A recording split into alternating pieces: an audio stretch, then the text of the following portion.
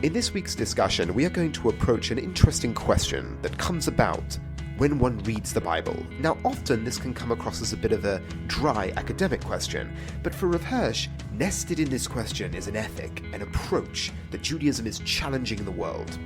Now, before we get to the answer, which becomes relevant to this week's Parasha, but I want to develop the question.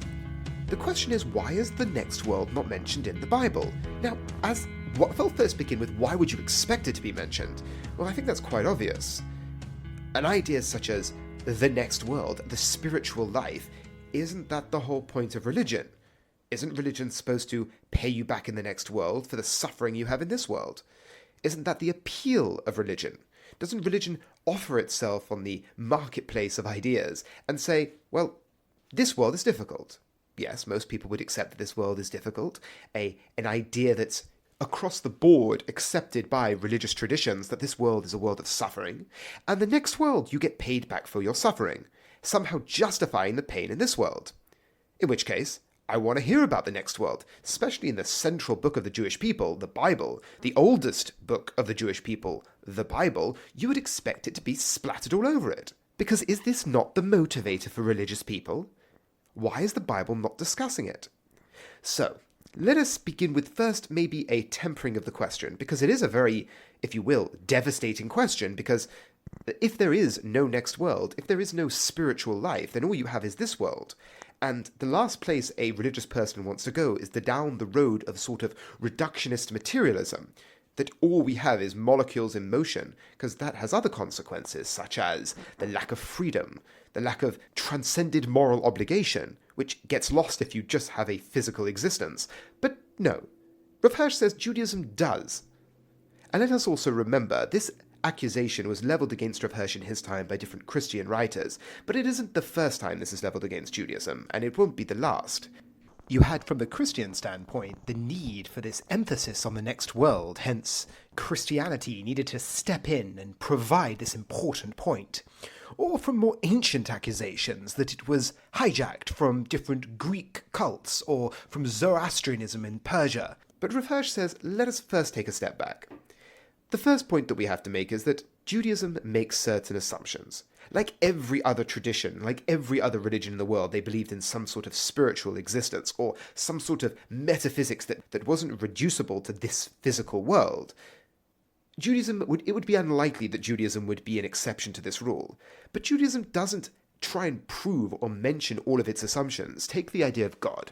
Rav Hirsch says Judaism doesn't begin with a proof of the existence of God. It takes that as an assumption, a given assumption that most of humanity has basically taken on board from the very get-go. This assumption that there is some sort of God to the universe is an assumption that most people go in with. The question is, does that assumption reflect reality? But the Bible takes it as a given. A Bereshis bara Elokim, it doesn't say there was a God. No, it tells us what God did. Rav Hirsch says the same assumption is made when it comes to the afterlife. And what indicates this is that when people die in the Bible, specific people die, the language that is used after their death, before they're buried, is they are gathered to their people. And we have that in this week's Parasha with Avram. He is gathered to his people. Now, this doesn't refer to the dying, this doesn't refer to the burial. This refers to some description of what is happening at that time to the individual who is dead. It also doesn't necessarily mean he was buried with his people. So this is sort of an indicator to the idea of a next world within the Bible. But that doesn't necessarily answer the question. That sort of avoids the question and says, well, it is kind of written there and a sort of given assumption. Rav Hirsch also tackles the question head on. And he questions the very assumption that this question comes into the game with. This assumption that the point of religion is to give us an afterlife. The point of religion is to give us some sort of justification for the pain and the suffering we experience in this life. That's not the challenge of Judaism. The challenge of Judaism is not to tell people how to achieve the next world, how to achieve the bounty in the next world, whatever that means. It is how to live in this world. The mission of the Jewish people, or the mission of Judaism, is a calling to people in this life. This also reflects why Rav Hirsch's sort of reluctance to stress too much on philosophical notions of Judaism and moving away from different anthropomorphic descriptions of God. Take, for example, Maimonides. The Rambam had a huge emphasis on the intellectual clarity one needed to connect to God. Hence, he spent a lot of time and effort in correcting people's philosophical assumptions and philosophical underpinnings for their religious outlook. While Rav Hirsch doesn't question the truth of his claims, but there is a fear there. There is a fear that you'll lose, in your philosophizing, that which we connect to, that which is akin to a personality. And that is what calls upon us to live the moral life. Judaism is a mission at its essence. It's a calling to us in this world how to act, not a dream for the next world. Yes, the spiritual aspect of us is real, and the spiritual aspect of us, or the non-physical aspect of us that gives us this freedom, is real. But that should not be where your focus should be. Your focus should be in this world, not the hope for the next. Rav Hirsch brings a parallel in history that because of the suffering of the Jewish people throughout the ages, more of a focus had to be put on the next world. Because of the pain and the difficulty and the suffering that came about through being Jewish. But that isn't an ideal. The ideal is that the work and the focus should be in this world, and that mission is what should draw you. The fact that you are living out the good life, that you're living out the calling of a benevolent actualizer of existence has called upon you to do. You're living in line with the moral life that is weaved throughout our existence. That calling on us is what should move us. So we had our 2 points. We explained why this isn't actually a question, because there is indicators. And second of all, we questioned the very assumption of why you would want it to be mentioned. And at this point, I want to end with something that happened this week that really started me on this journey to discuss this topic in this week's podcast. I was sitting in the office and one of my students was speaking to me about becoming a mashgiach in a restaurant. He'd finished university and he was going to move into the working world. And before he achieved the specific job he wanted to get, he wanted something on the side to make some money. And one of the jobs he was offered was being a mashgiach. A mashgiach, loosely put, is someone who supervises the kashrus of a restaurant. He basically checks the vegetables and makes sure that in general the kitchen is kept kosher, because people who come in need to trust upon someone who's been watching the place, and that's the job of a mashgiach. And he looked at me and he said, "Well, Rabbi, how much schar do I get for the fact that this is a job?" And to put that into simpler English, he wanted to know that the fact that he was being paid for this, does that take away from his spiritual reward in the next world? And he was thinking about this and was wondering how it gets affected.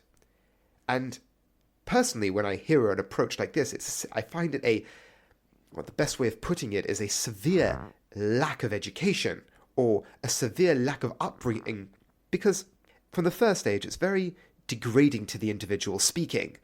The way I answered his question, or the way I attempted to answer his question, wasn't directly, for a number of reasons. One, I haven't got a clue what that means, getting reward in the next world, and how much and how little, because just from a point of view of mixing categories, I don't exactly even know what it means to get an amount of spiritual benefit. But without going into that, simply the approach he is taking to his religious life, I thought, was severely lacking. He was approaching his religious life like an investor, something that he in theory would articulate that is not the ideal way of looking at the world as an investor, but somehow when it becomes spiritual money, it becomes okay. The way I answered his question, or the way I attempted to answer him, as I said, perhaps we could reframe how you're looking at this new job.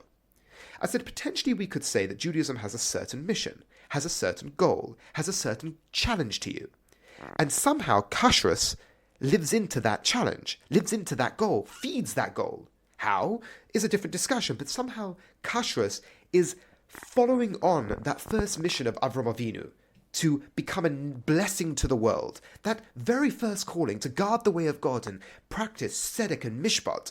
Somehow kashrus, or keeping kosher, feeds into that goal. If we can work with that as an assumption, that we are living out on our personal lives. I said, isn't it not beautiful that you are living it out in your professional life as well?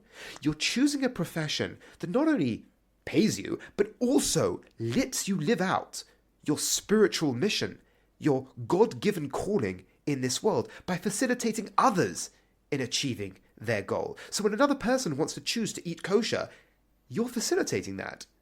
True, you're being paid, but that doesn't take away that you have chosen this job, and it parallels your actual life's calling. That could potentially be a way to look at it. He found that quite satisfying, but my point, just to say it over outside, is that rather than looking at this world as a way to build spiritual points in the next world, the focus of the Jewish people, the focus that the Bible is telling us, is that the focus is on this world. The building of this world, not achieving the next world, the bringing God into this world, not attempting to get closer to Him in the next. Getting closer to Him in this world is our calling. What happens in the next world? That we can never understand. No one's ever come back, and even descriptions of it wouldn't really make sense from a physical standpoint.